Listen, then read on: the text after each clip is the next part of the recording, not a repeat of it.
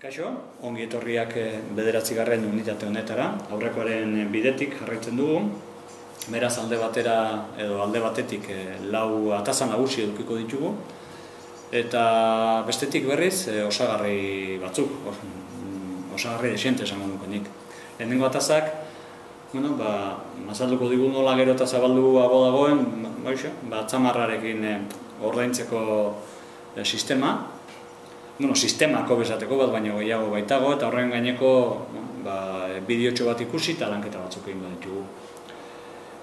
Bigarrenak, mundu batzuntzat anakroniko batera hurbilduko gaitu, esaera azarren mundura alegia, atsotitzen mundura, baina guk uste dugu interesgarria dela batez ere hizkuntza aberasten lagunduko digulako.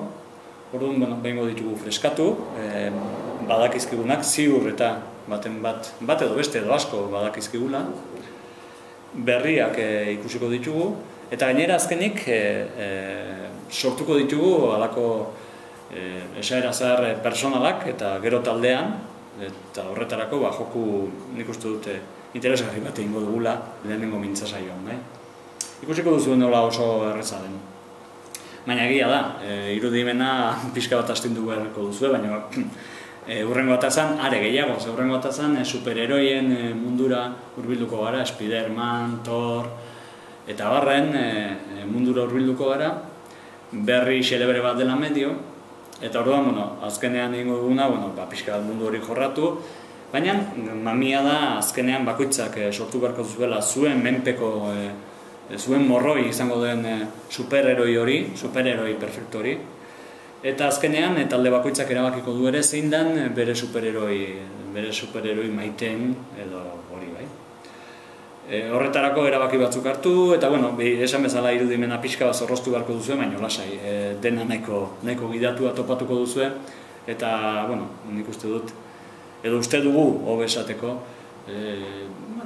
poliki-poliki lortuko duzuela bakoitzak zuena egitea, eta noski, gero azaltzea, azken finean hori da kontu honen mami. Eta azken atazan, ziurazki guztioi gustagarri gertatuko zaigun naturaren mundura hurbilduko gara, landarediaren mundura, eta Euskal Herriko zugaitzei eta basoei halako errepasotxo bat emango digu, ikusiko dugu zeintzu diren zugaitzik datuenak, haien gaineko bitxikeri batzuk ezagutuko ditugu, informazio asko bilduko dugu eta topatu behar izango dugu. Eta testo bat zatituta jaso eta gero berriro berkontatuko dugu eta horrela osatuko dugu testua. Badakizue dena hor programazio horrian bertan topatuko duzuela, beraz. Eta azkenik hori bai, idazlan bat egin beharko duzue, zuen auzoko zuhaizti maite txiki bat moztu behar dutela eta udaletxeak horretarako erabaki hartu du, eta orduan, zuek zuen eritzia eman beharko duzue, eta horretarako argudio batzuk ezagutu eta beste kontra argudio batzuk edo aurkako argudio batzuk antolatu edo osatu beharko dituzue. Osagarritan berriz, tarratzizkia landuko dugu, eragina ditza, mugagabearen gaineko ariketa nahiko tekniko eta nahiko exigente bat ingo dugu, baina ikusiko dugu, komentatuko diguzuen, ea zer iruditzen zaizuen. Gaztelugatxe kantua, Oskorriren kantu ezagun hori jorratuko dugu, komiki baten utxunea bete beharko dituzue, kantu entzunda.